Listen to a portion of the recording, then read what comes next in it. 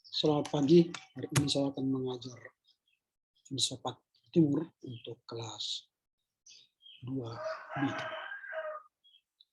Kiranya melalui proses pembelajaran filsafat ini, mahasiswa semakin sadar akan pentingnya filsafat timur.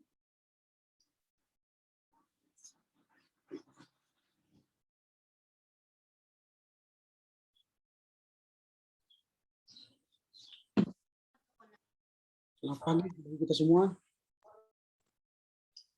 Selamat pagi, Pak. Selamat pagi, Pak.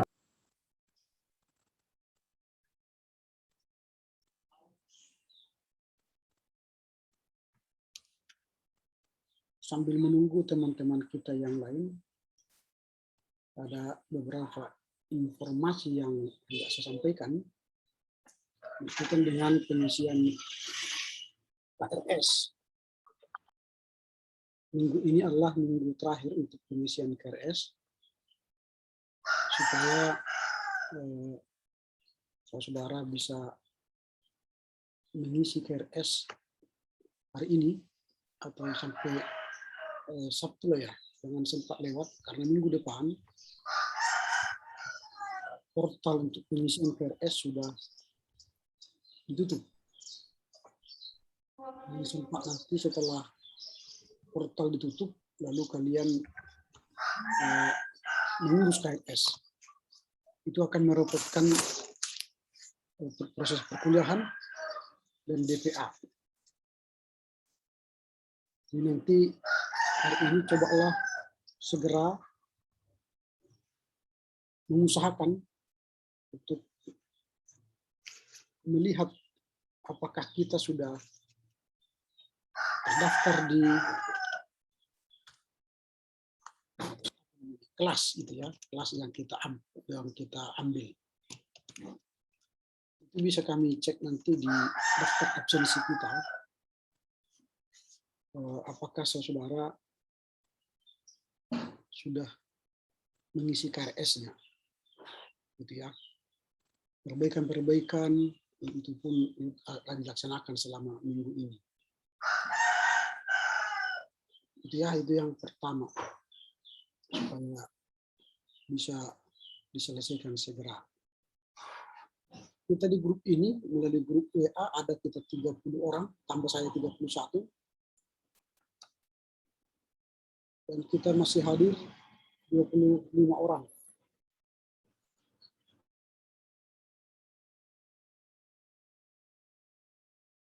Pak, ada teman-teman yang belum di-add, Pak.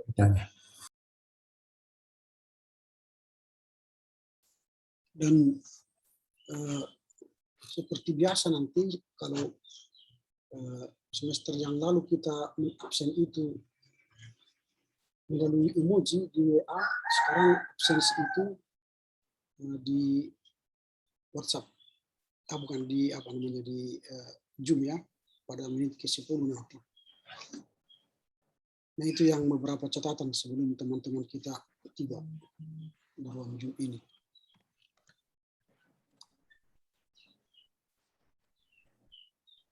Oke. Ini saya tunjukkan dulu kepada kita nama-nama yang sudah terdaftar di portal dosen ya, yang sudah masuk ke portal dosen. Nanti dicek namanya ya. Yang pertama itu Agnes Limbong, lalu Agrinda Deswati Tarigan Tambun, Daniel Rizky Hamunangan Menurung, Elsa Mardiana Perdusi, Elson Talardo SS, Emma Yolanda Ketaren, Gideon Tua Raja Aritonang, Gloria Imani Tosima Sinamora, Grace Sefrina Simbolon, Ujolom Sejahtera Tondang, Indriani Sari Sinaga, Johannes Jody Sihite, Jordi Budiman Bangun, Juan Carlos Sopos Mebaho, Koni Sara Ranginangin, Lydia Grace Sialagan, Mikhail D. Lumbantobi, Natalia Christina Marpaung, Obed Fitra Golden Mayer Lumbantobi, Palma Sinaga, Reni Ritonga, Reja Estomi Hisaragi, Richard Marcelino Wijaya Sidebang, Roynaldi RS, Agnes Monica Tambunan, Samuel Marmitua Manalu, Serina Almia Borustepu, Susanta Damanik, Trivandi Simanjuntak. Jadi dia ada 29 orang yang sudah terdaftar sebagai mahasiswa yang mengontrak mata kuliah filsafat di kelas 2B. Nah, sementara kita yang sudah gabung di grup WhatsApp itu ada 30 orang, tambah saya 31. Itu berarti ada 2 orang yang belum mengisi KRS. Nah, apakah ada di antara kita yang hadir saat ini yang belum mengisi KRS? Atau adakah kalian yang ada di ruangan ini yang belum ada namanya tadi di portal dosen itu atau di absensi, daftar absensi? Ada kira-kira? Pak, sebelumnya untuk soal anggota di grup WA, saya karena nomor Samuel pernah ada 2, jadi Samuel Manalu nomornya 2 Pak di grup itu. Di remove aja. Mana yang dia gunakan, remove.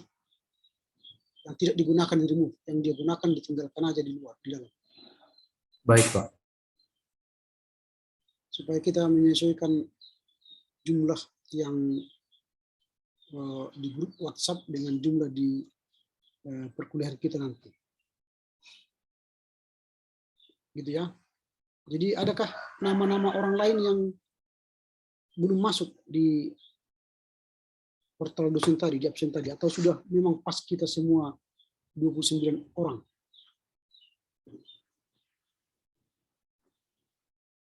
Oke, nanti itulah kalian urus nanti ya, kalian uruslah itu.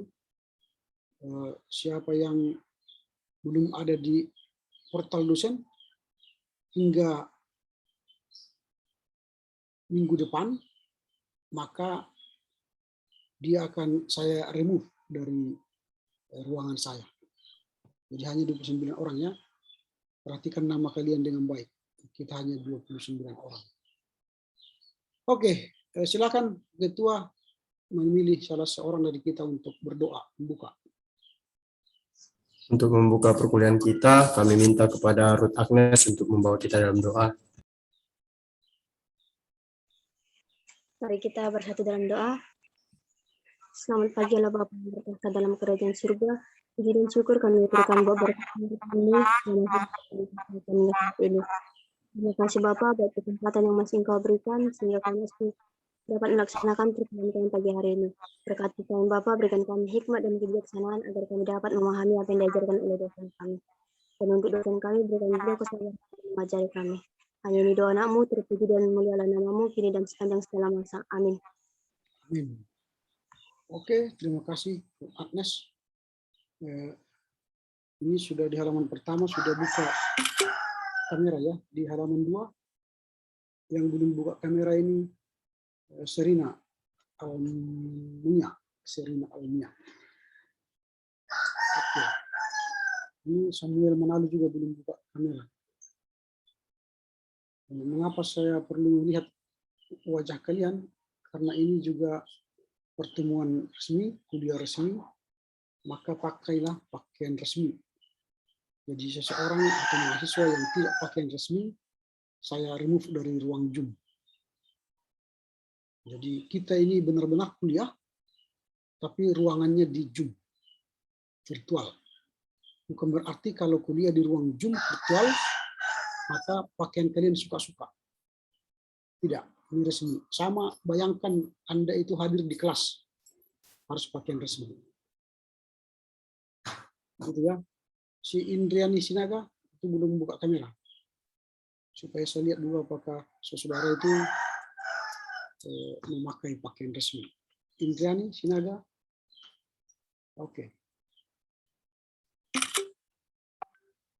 Oke, berarti kita semua sudah hadir dan memakai pakaian resmi. Kita akan masuk pada topik perkuliahan kita hari ini. Kita akan membahas pengantar pengenalan filsafat timur. Ini akan kita bahas dalam pertemuan yang ketiga pagi ini. Nah, ini katakan pengantar untuk mengantar kita masuk pada apa itu filsafat timur. Sehingga nanti ke depan kita akan semakin mendalami dalam bahasan-bahasan kita selanjutnya, apa itu filsafat timur. Nah, pemikiran timur seringkali dianggap sebagai yang tidak rasional atau tidak empiris, juga tidak sistematis dan tidak kritis. Ini sering dianggap, ya, sering dianggap. Makanya dulu proses penerimaan filsafat timur itu sebagai sebuah filsafat itu mengalami proses yang cukup panjang. Orang-orang Eropa sulit menerima filsafat timur itu sebagai sebuah ilmu. Sama seperti teologi, itu sulit diterima sebagai ilmu. Karena teologi itu kan tidak bisa dibuktikan. Padahal filsafat itu harus bisa dibuktikan. Menurut filsafat barat, ya, perspektif barat. Itu sebab kita perguruan-perguruan tinggi teologi masuk ke Departemen Agama, di bawah Departemen Agama. Karena sulit dibuktikan teologi itu sebagai ilmu. Tapi ada juga yang berjuang masuk ke dikti untuk memperjuangkan teologi itu sebagai bagian dari ilmu, proses ilmu yang bisa dibuktikan. Itu sebabnya mereka harus berganti gelar. Kalau yang berkiblat berada dalam naungan Depak, gelar kita ya sarjana teologi. Tapi yang berkiblat ke dikti, teologi itu dibuktikan sebagai ilmu. Dulu pertama mereka golongkan teologi itu menjadi science theol. Jadi science theol. Maka ada gelar SSI theol.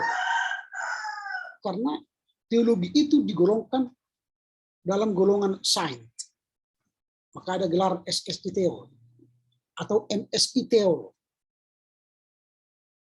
Lalu pemerintah mengkaji lagi teologi itu di mana posisinya sebagai ilmu.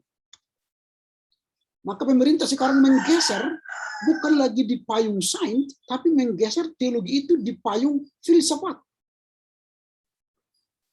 Maka dia digolongkan menjadi sebuah filsafat keilahian. Jadi filsafat yang berbicara tentang yang ilahi.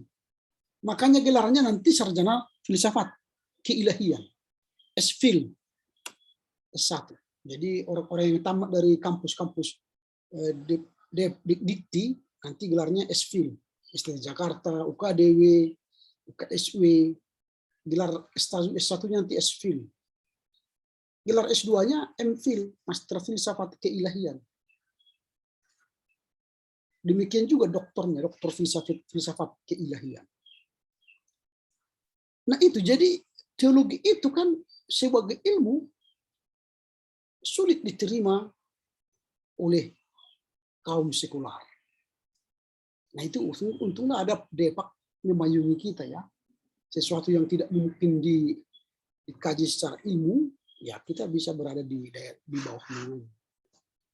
Itulah filsafat Timur, hampir sama dengan teologi itu. Jadi susah dianggap rasional, ya, tidak empiris, tidak sistematis, dan tidak kritis. Hal inilah yang pada akhirnya memunculkan anggapan pemikiran Timur bukan dianggap sebagai filsafat, bukan dianggap sebagai filsafat. Nah, sifat-sifat pengetahuan secara konvensional dipandang harus ada dan berasal dari filsafat. Jadi itu yang sejatinya, ya. Pengetahuan itu harus ada dan berada. Itu harus dibuktikan. Itu filsafat yang konvensional. Padahal filsafat Timur terkadang sulit dibuktikan keberadaannya, eksistensinya. Karena dia hubungan batin sama dengan iman, tak bisa dibuktikan. Pemikiran Timur dianggap tidak berasal dari filsafat, akan tetapi bersumber dari kepercayaan atau agama. Itu yang membedakan kita dengan filsafat Barat. Pemikiran Timur itu tidak berada dalam sebuah payung filsafat, dan karena tidak ada secara rasional tadi. Karena apa? Karena filsafat Timur itu bersumber dari kepercayaan atau agama. Makanya semua agama-agama besar di dunia ini datang dari Timur. Agama Kristen, agama Islam, agama Hindu, Buddha, Taoisme, Konfusius, agama Shinto, itu datang dari Timur. Dari Barat nggak ada agama datang. Yang datang dari Barat itu filsafat. Aristoteles, Socrates, Plato, itu datang dari Barat. Archimedes dan sebagainya. Nah, oleh karenanya pemikiran-pemikiran Timur lebih ditempatkan sebagai kepercayaan atau agama. Jadi bukan sebagai filsafat. Nah, itu yang kita lihat, ya, faktanya dalam sejarahnya soal filsafat Timur itu. Kita ini belum digolongkan sebagai sebuah filsafat. Pada awalnya kita masih digolongkan sebagai kepercayaan atau agama. Nah, maka dalam studi postkolonial ditemukan bahwa filsafat Timur dianggap lebih rendah, kan? Lebih rendah ketimbang sistem pemikiran Barat. Karena apa? Karena tidak memenuhi kriteria filsafat menurut sudut pandang filsafat Barat. Mengapa? Karena dianggap hanya memiliki unsur keagamaan atau mistik.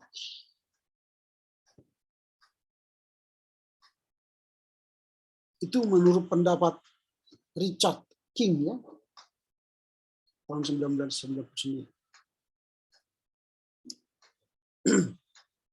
Nah, kemudian oleh Lasio dalam artikelnya Pemikiran Filsafat Timur dan Barat, studi komparatif, mengemukakan bahwasanya Barat menganggap Timur itu tidak identik dengan,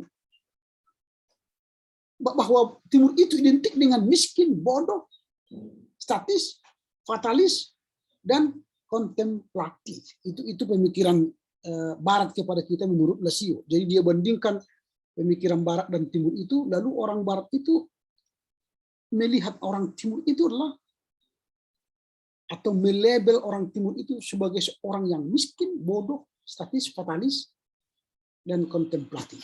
Kontemplatif itu kan punya iman, ya, kepercayaan.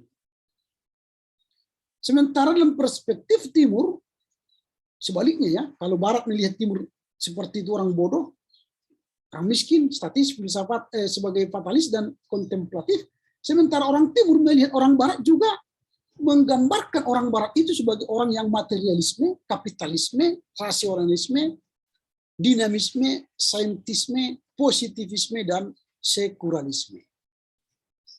Jadi sama, orang Eropa melihat kita sebagai orang yang miskin, bodoh, Sebaliknya orang Timur melihat orang Barat itu sebagai orang yang materialisme, kapitalisme, rasionalisme, dinamisme, saintisme, positivisme, dan sekularisme. Jadi kedua kutub ini saling melihat kelemahan masing-masing. Nah, sekarang ada perkembangan bahwa filsafat itu atau filsafat Timur itu mulai dianggap sebagai filsafat.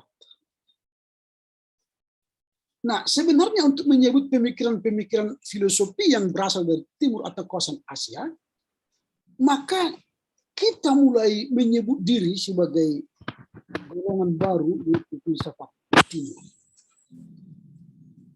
Jadi kalau kita sebut nanti filsafat Timur, itu hendak menggambarkan ada banyak pemikiran-pemikiran filosofi dari kawasan Asia yang digali dari Asia. Jadi kalau dikatakan filsafat Timur berarti kita sedang berbicara banyaknya filosofi-filosofi yang digali dari kawasan Asia.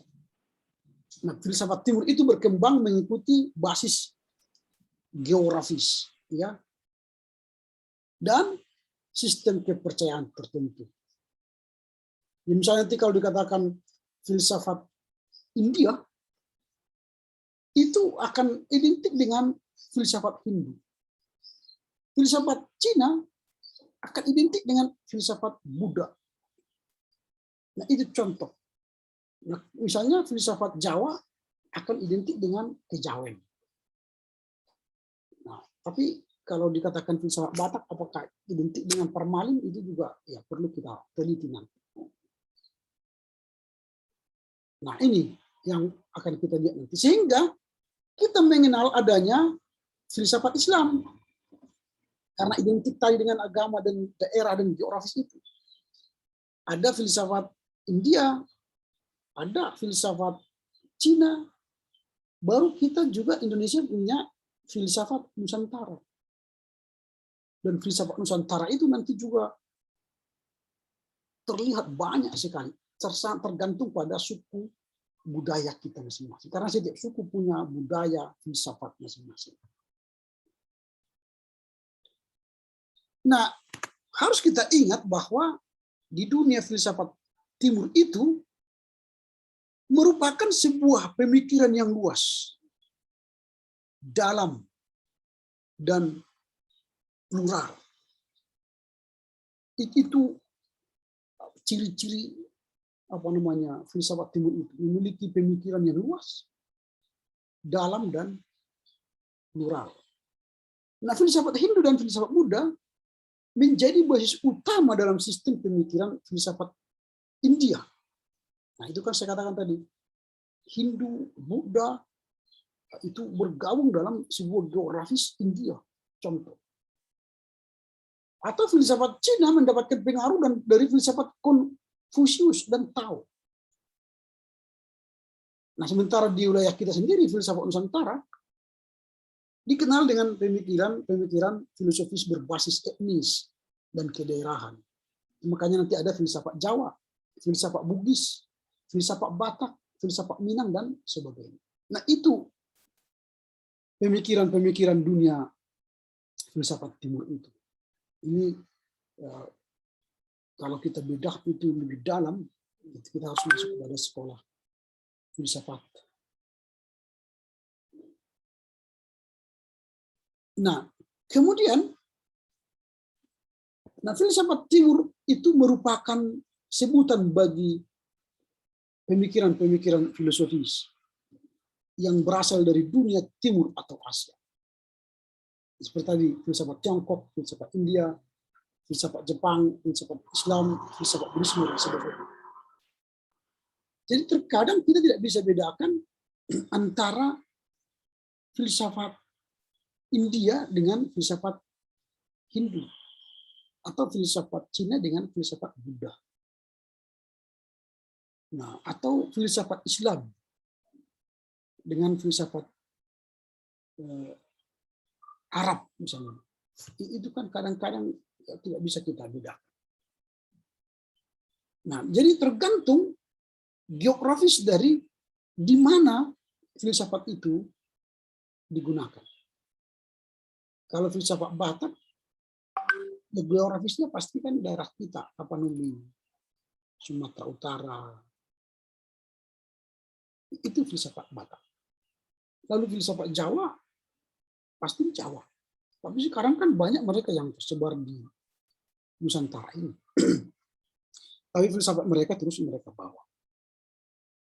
Nah, misalnya yang sering kita dengarkan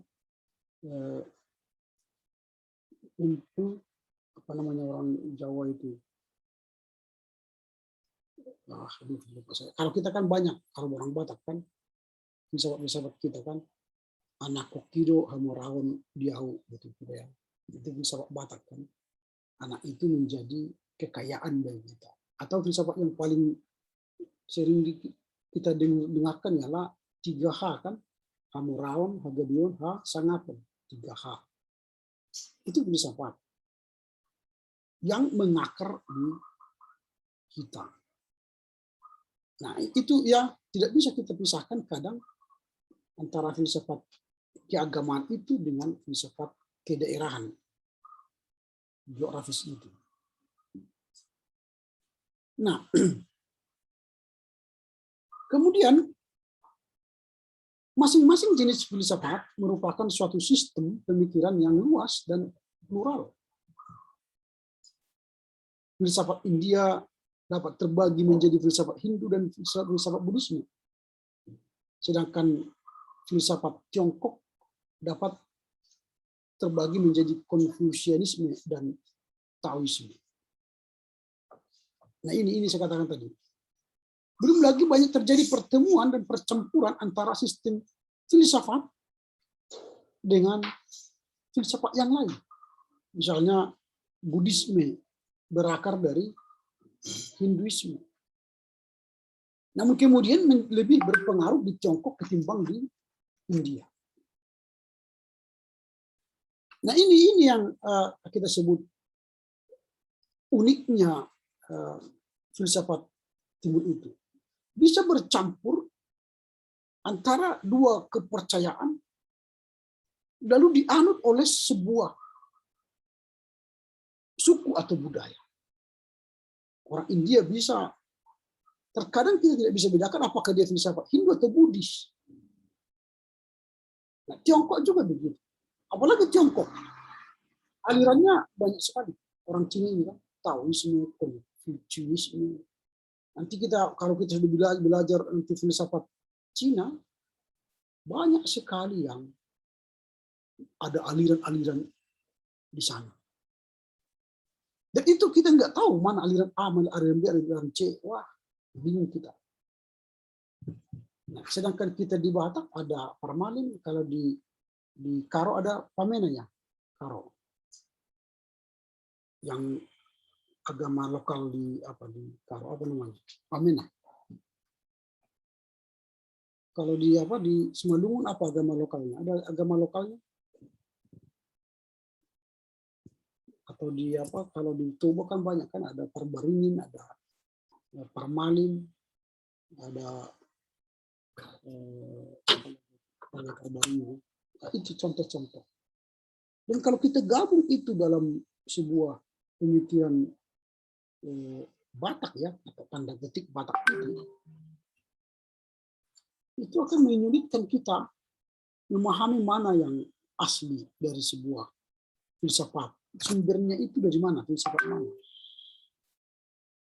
Nah, itu. Jadi percampuran antara filsafat, dua filsafat ya, filsafat keagamaan dalam sebuah kebudayaan itu bisa membingungkan kita. Nah, ini yang bisa kita lihat. Nah, di sisi lain filsafat Islam malah lebih banyak bertemu dengan filsafat Barat. Ini lagi paling filsafat Islam bertemu dengan filsafat Barat.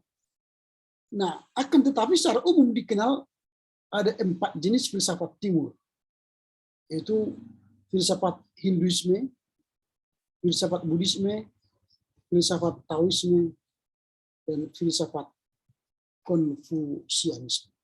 Ini mazhab 4 besar tradisi dalam filsafat timur. Hinduisme, Buddhisme, Taoisme, dan Konfusianisme. Itu paling besar. Nah, sampai di sini dulu ada kira-kira pertanyaan. Ada kira-kira pertanyaan soal pengantar terhadap filsafat timur ini. Bisa dipahami nggak, nangkap nggak apa yang saya sampaikan tadi? Bagaimana pemikiran filsafat timur itu? Pasti kalian berbeda memahami filsafat barat dan filsafat timur. Filsafat barat yang lebih kepada logika, filsafat timur lebih mengarah kepada aliran kepercayaan atau kepercayaan dan agama. Ada kira-kira pertanyaan? Sudah mulai terbayang nggak filsafat timur itu di hati kalian? Lalu mulai membanding-bandingkan antara filsafat barat dan filsafat timur. Ada pertanyaan? Atau cukup jelas semua? Atau mungkin adakah kalian pernah ya mendengar sebuah filsafat? Pernah kalian di daerah kalian, adakah sesuatu filsafat yang kalian dengar? Kata-kata filsafat. Atau apa artinya filsafat? Ini kan dulu kalian pelajari ya. Apa itu filsafat? Sehingga nanti saya terangkan filsafat. Kalau kalian nggak ngerti filsafat, ya susah masuknya gitu. Apa filsafat itu? Siapa yang bisa jawab? Apa itu filsafat? Filsafat itu yang saya ketahui ialah ilmu pasti kritis yang dimana yang memunculkan pemikiran-pemikiran. Yang saya dengar filsafat itu kalau dari Simalungun Pak, contohnya Habonaron Dobona Pak. Ya. Terima kasih. Oke, makasih Susanta. Ada lagi yang memberi pendapat? Apa itu filsafat? Nanti jauh kita bicara filsafat, ternyata nggak ngerti dari mana kita filsafat. Apa itu filsafat? Ada yang merespon, memberi ide atau pemikiran. Apa yang ada dalam pemikiran kalian? Kalian sudah belajar filsafat barat itu semester yang lalu. Masa 1 semester sudah belajar filsafat, tapi tidak mengerti apa itu filsafat? Ya, nanti makin selesai filsafat timur juga nggak kalian ngerti apa itu filsafat. Apa itu filsafat? Silakan, siapa yang bisa menjawab dengan sederhana. Apa arti filsafat? Kalau arti filsafat itu Pak, dari filosofia yang terdapat dari 2 kata, philo dan sophia, yang artinya philo cinta, sophia itu kebijaksanaan, berarti cinta akan kebijaksanaan Pak. Tindakan kebijaksanaan. Oke, apa lagi? Siapa lagi yang bisa memberi pengertian filsafat? Yang kalian mengerti ya dalam pengertian yang kamu mengerti itu apa filsafat? Supaya nanti kita bisa jalan. Kalau enggak, ya lama-lama kita bicara filsafat ini ternyata kita tidak mengerti filsafat. Ada lagi yang bisa menjawab?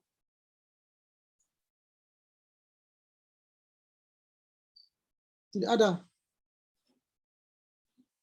Nah, supaya bisa kita memahami nanti ya, supaya kita bisa ke depan jalan sama-sama. Filsafat itu selain yang dikatakan tadi itu kan definisi dari Barat gitu ya. Filsafat itu dari filosofia ya, sofia itu kebijaksanaan ya. Jadi kebijaksanaan itulah yang mengatur dirinya. Itu kan pemikiran Barat ya. Kalau filsafat itu dari sudut pandang Timur itu adalah pandangan hidup. Lalu bagaimana kita memandang hidup itu filsafat. Habonaron Dobona. Bagi orang Simalungun, dia memandang hidup itu dari Habonaron. Kebenaran itulah awal. Itu bagi orang Simalungun. Mereka berpikir selalu begitu. Kebenaran itu adalah awal. Kalau orang lain misalnya tak tahu, anak kokido hamoraon jauh. Jadi anak itu adalah kekayaan yang luar biasa bagi mereka. Nah, atau hasangapun hagebian hamoral tadi, ada terbangun dalam diri manusia atau orang Batak itu harus punya hasangapun. Hasangapun berarti dia harus sukses. Hamoral berarti dia punya uang banyak. Hagabion dia berarti punya anak laki-laki dan perempuan. Itu termotivasi dari dirinya karena dia punya pandangan hidup. Dan pandangan hidup itu memotivasi dirinya bergerak menuju hidup yang lebih baik. Bijaksana tadi. Jadi kalian punya filsafat. Sebagai mahasiswa kan kalian punya pandangan hidup. Bagaimana belajar teologi, kan itu filsafat kalian. Kalau kalian tidak mampu berfilsafat, ya nanti jalan arah kalian studi di STT ini nggak jelas. Nah, saya sebagai mahasiswa STT, apa pandangan hidup saya? Nah, kalau ditanya sekarang, apa pandangan hidupmu, Lydia? Sebagai mahasiswa STT, apa pandangan hidup? Prinsip hidupmu sebagai mahasiswa teologi. Coba dulu, Lydia apa pandangan hidupmu?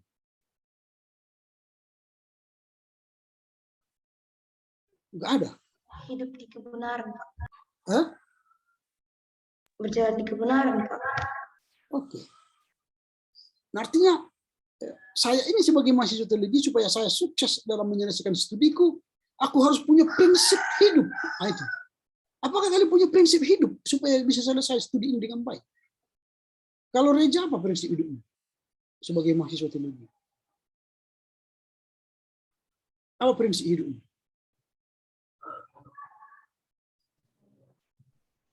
Menjalankan kebenaran, Pak, Hanya itu saja. agar sesuai sama yang diharapkan, Pak. Itu ya. Oke.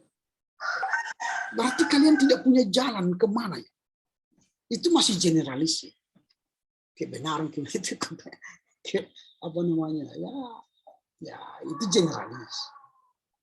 Dulu ini saya hanya tidak kira sebalik ya dulu ketika mahasiswa STT AKBP ya. Lalu pada masa kami dulu namanya istilahnya PST, persiapan studi teologi. Persiapan studi teologi ya. Di kita mungkin setara itu dengan KIBI ya, kursus intensif bahasa Inggris. Lalu pada acara penutupan dibuat kolom selembar kertas. Ditanya, kamu nanti dalam mulai studi itu, kamu mau jadi apa? Tulis namamu, mau jadi apa? Banyak orang kan, aku hanya STH lah ya, sama STH gitu ya. Ada orang yang menjadi pendeta yang baik, ada orang yang sukses dalam melayani. Kalau saya dulu, saya tulis itu nama saya langsung. Itu masih persiapan studi teologi, saya buat nama aku, Pendeta Dr. Ramli Hra. Lalu orang berkata, hebat kali kau. Baru mulai studi, kau udah tulis namamu, Dr. Ramli Hra. Saya katakan saya mau berjalan ke sana. Lalu saya mulai perjalanan saya menuju itu. Itu prinsip hidup. Bagaimana caranya? Maka saya harus belajar sungguh-sungguh. Jangan pula tulis tujuanmu mau dokter, tapi tak mau belajar, tak mau membenahi diri. Itu kan tidak punya pandangan hidup. Ada orang lagi yang lain. Kalau kalian misalnya punya susuk karat di GKPS, almanak di gereja-gereja lain, kan di depannya itu kan ada foto-foto Evorus, sekjen, ya kan? Ada orang mulai dia mahasiswa, setiap tahun berganti almanak, dia ambil fotonya, pas fotonya, dia tempel di salah satu jabatan itu, Evorus sekjen, Evorus sekjen. Dan akhirnya dia jadi Evorus. Karena apa? Dia sudah punya roadmap. Saya akan duduk di sana. Itu pandangan hidup. Kalian berjalan menuju sana. Nah, kalau hanya melakukan kebenaran, ya tak usah sekolah STT. Anak SD pun bisa. Nah, kalian ini sedang studi ini mau kemana ini? jalannya, arahnya mau kemana. Nah kalau saya tanya sekarang, siapa ini? Trifandi, Simanjuntak, sekarang sudah mulai jelas ya. Apa pandangan hidupmu, Trifandi? Jangan malu melihat orang-orang ini. Ini kan jalan hidupmu. Mau kemana kau?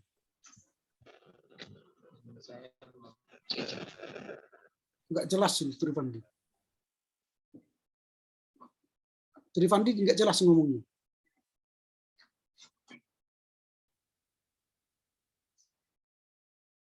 Halo, Trifandi? Wah, enggak jelas juga. Nah, kalau Reni, mau kemana jalanmu? Apa pandangan hidupmu? Ya, mau jadi pendeta, Pak. Pendeta Reni Ritonga. Oke. Kalau Daniel Rizky, mau apa? Pandangan hidupmu apa? Saya menjadi pendeta yang berwawasan luas, Pak, agar bisa disenangi oleh jemaat. Apa? Saya ingin menjadi pendeta yang berwawasan luas agar jemaat senang kepada saya. Oke. Kalau Gloria?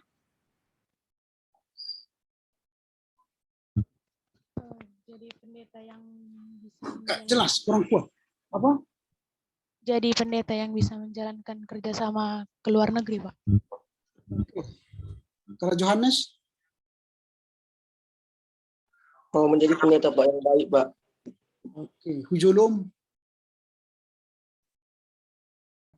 Menjadi pendeta Pak, dan paling sedikit lah kecil jadi presesan. Oke. Kalau Elsa? Menjadi pendeta Pak, tapi kalau Tuhan menghendaki mau jadi bishop gitu Pak. Oke. Elson? Kalau saya Pak ingin melanjutkan studi S2 di luar negeri Pak. Oke. Daniel?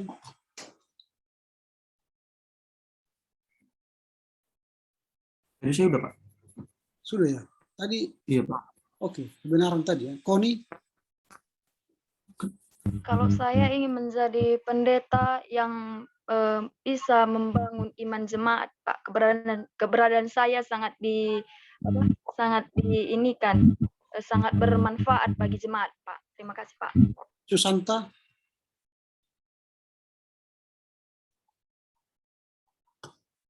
Susan? Kalau saya Pak, saya mengingini menjadi pendeta yang bertanggung jawab, dan di mana Tuhan menghendaki nanti kalau sudah di resort menjadi pendeta resort, saya ingin melanjut studi S2 Pak. Terima kasih. Alma? Saya ingin menjadi pendeta dan lanjut studi S2 Pak. Oke. Lydia tadi sudah? Sudah. Juan? Saya mau jadi pendeta Dr. John Carlos Sopusnebau, Pak. Oke. Emma? Saya mau menjadi pendeta yang dapat mengasihi jemaat tanpa memandang status sosial jemaat saya, Pak. Oke. Natalia? Saya ingin menjadi pendeta Pak dan ingin melanjutkan S2 saya di luar negeri nanti. Oke. Samuel? Saya mau menjadi pendeta yang tegas, Pak. Tegas ya. Agrinda? Saya mau menjadi pendeta dan menjadi pemimpin di dalam gereja itu, Pak. Oke. Ruth Agnes? Saya mau jadi pendeta, Pak. Setelah menjadi pendeta resort, saya mau melanjutkan pendidikan. Oke. Indriani? Saya mau jadi pendeta yang berkualitas dan bijaksana, Pak. Jika ada rezeki, saya akan melanjutkan S2 menjadi dosen, Pak. Oke. Gideon? Saya ingin menjadi seorang pendeta yang disiplin dalam menjalankan tugas, Pak. Oke. Jorgi? Saya ingin menjadi ketua Modramun, Pak, dan memajukan lagi GBKP. Oke. Obed? Saya ingin menjadi pendeta yang bertanggung jawab dan bersifat membangun, Pak. Oke. Siapa lagi nih yang belum? Emma? Tadi sudah, Emma? Sudah. Sudah, Pak. Si Samuel tadi sudah? Sudah, Pak. Sudah. Wah, ini semua sudah ya. Siapa lagi? Oh, Richard. Saya ingin menjadi seorang pendeta yang takut akan Tuhan dan profesional, Pak, dalam bidang pelayanan nanti, Pak. Oke. Roynaldi? Siapa? Saya kalau siap dari STT ini Pak, saya mau lanjut ke akademik kemiliteran Pak. Ingin menjadi seorang pelayan Pak. Jadi pendeta di kemiliteran gitu? Iya Pak. Oke. Mikael Tobing?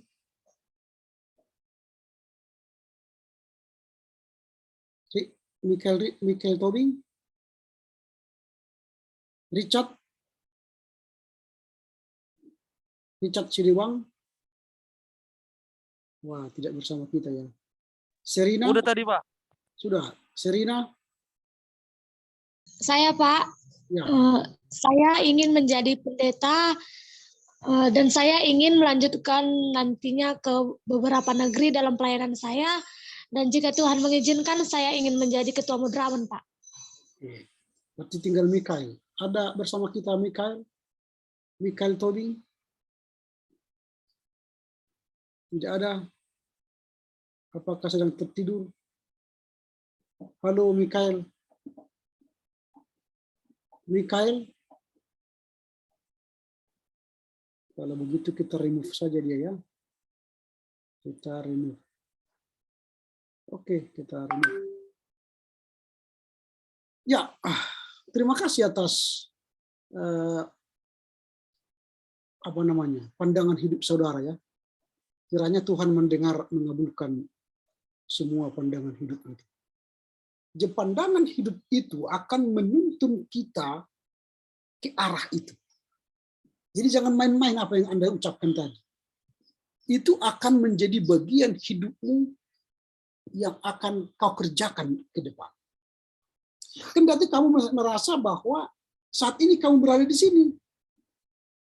Jadi ingat, masa depan itu menjauh di sana, tapi sedang kita kerjakan di sini.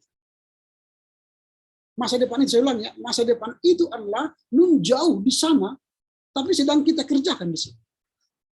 Kalau kamu tadi ingin menjadi ketua Mudraman, kerjakan sekarang. Kalau kamu ingin studi di luar negeri, kerjakan sekarang. Perkuatlah bahasa Inggrismu. Mulailah belajar TOEFL. Ya kan? Kalau ingin menjadi pendeta misionaris misalnya, mulailah ikuti jaringan-jaringan misionaris. Itu kalau hanya pendeta biasa, ya kuliahlah biasa-biasa. Ya kan tergantung tujuan kita. Itu pandangan hidup. Itulah filsafat. Bijaksanalah menggunakan waktumu. Itu kan filosofi. Ada Sofia. Bijaksanalah menggunakan dayamu, tenagamu, pemikiranmu. Sehingga tercapailah tujuanmu. Nah ini, jadi supaya jangan habis waktu kita tapi tidak jelas.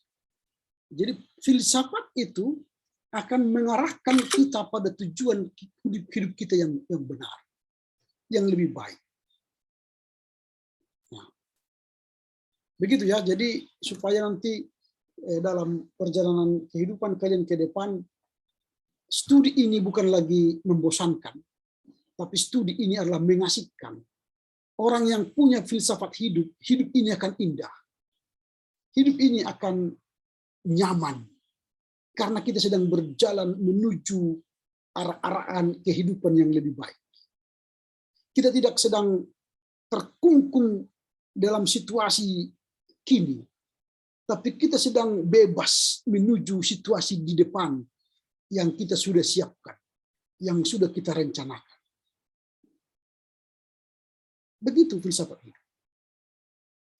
Jadi kalau misalnya orang Habonaron de Bona, misalnya orang Simalungun, berarti setiap dia bergerak selalu berpikir kebenaran. Setiap dia bertindak, berpikir kebenaran. Kalau misalnya anak kon hidup hamoraun dia, berarti setiap dia bekerja, marhoi-hoi, keturuan hanya untuk anak. Itu sebabnya orang tua kita, ketika dia bekerja, dia tidak berpikir soal capek itu. Untuk membayar uang kuliah kalian di ST ini, tidak berpikir capek.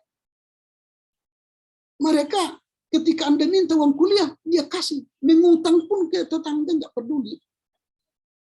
Yang penting Anda itu adalah hartanya.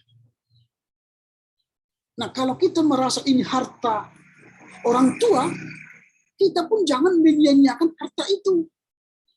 Kalau kita ini emas, jangan pula kita pergi ke tempat yang tidak baik. Lakukanlah hidupmu dengan baik, karena kita ini harta orang tua.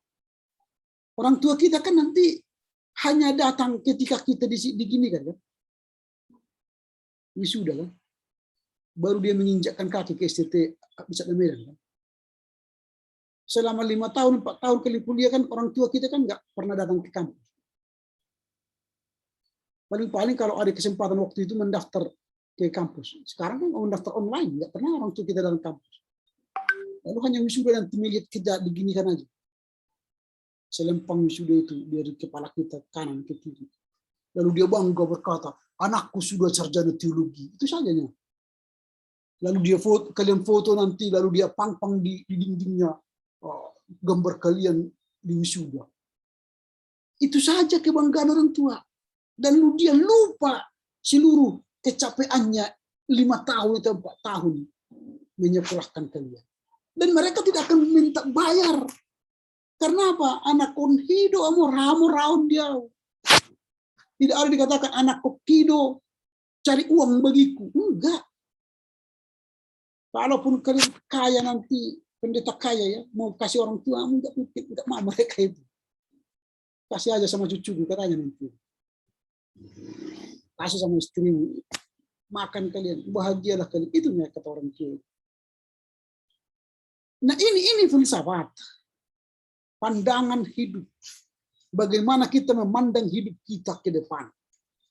Supaya menjadi manusia-manusia yang berguna.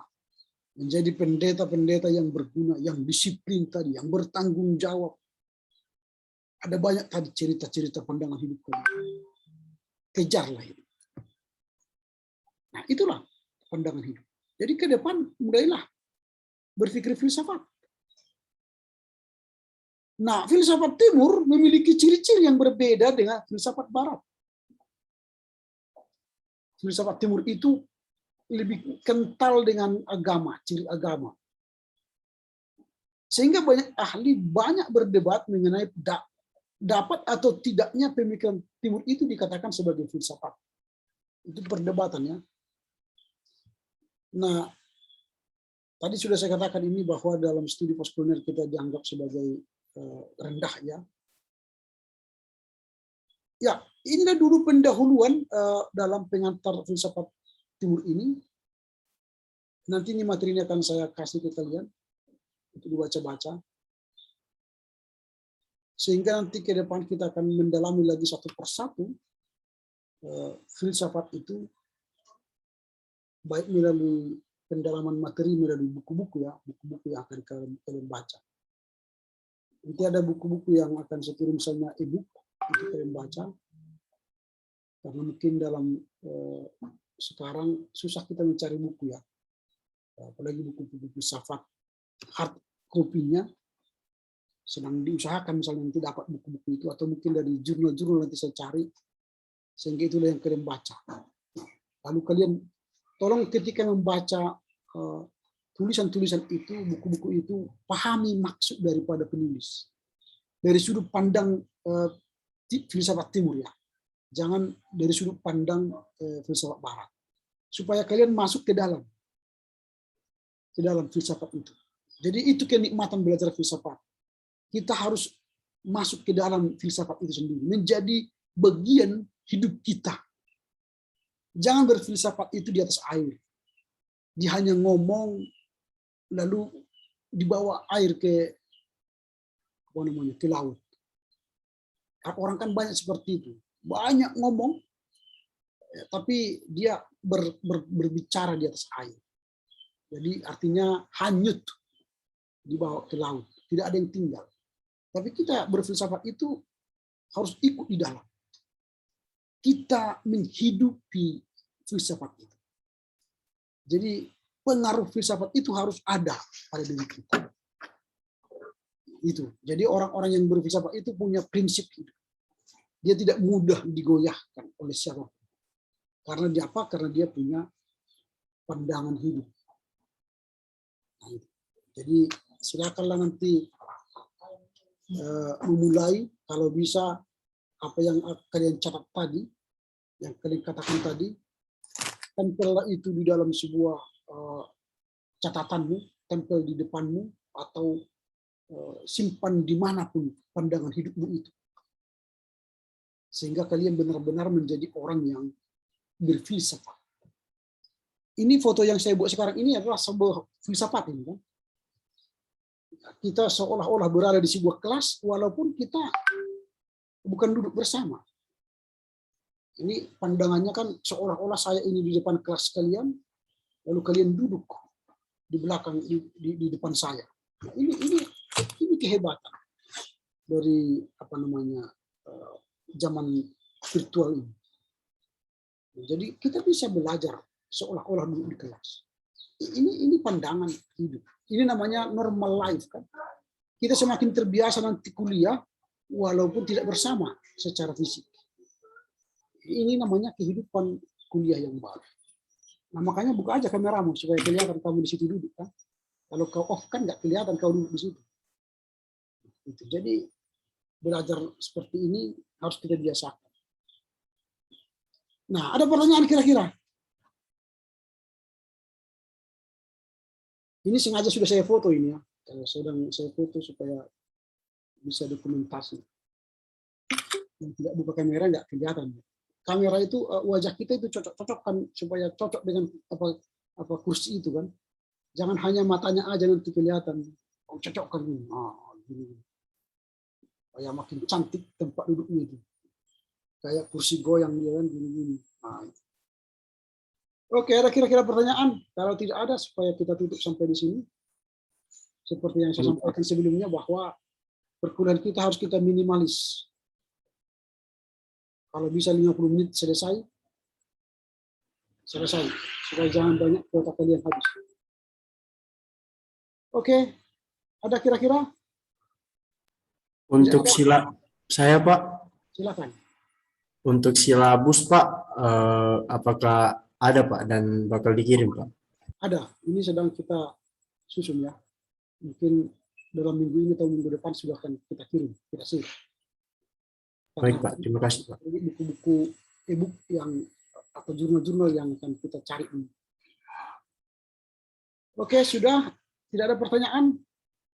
Karena kita ada 29 orang, ini harus saya off-kan lagi supaya bisa masuk nanti yang lainnya. Tapi pastikan dulu wajah kita ada di situ supaya saya foto, lalu saya pindah ke bagian lain. Supaya bisa teman-teman yang lain masuk ke kelas ini. Ini maksimal 25 orang. Oke ya. Oke, saya kembali ke yang biasa, lalu saya akan geser supaya masuk yang teman kita yang tidak ada tadi di dalamnya. Ini ke halaman 2. Ya. Saya gunakan yang lain. Ini model yang lain. Oke, ini Serina mau masuk ini. Sudah, ini lebih berdua-dua ini. Jadi duduk dua-dua satu kelas ini. Oke ya. Saya dengan Julius, Dr. Julius ini. Bahu, kan? Oke, dengan demikian berakhirlah perkuliahan kita. Silakan Palardo ya memilih salah seorang dari kita untuk berdoa. Baik Pak, untuk mengakhiri perkuliahan kita, kami minta kepada Reja Saragi untuk membawa kita dalam doa. Baik, sebelum mengakhiri perkuliahan kita, mari kita berdoa. Terima kasih Tuhan, terima kasih Bapak atas berkat dan karunia yang Kau limpahkan kepada kami, sehingga kami Tuhan telah selesai melakukan perkuliahan kami Bapak.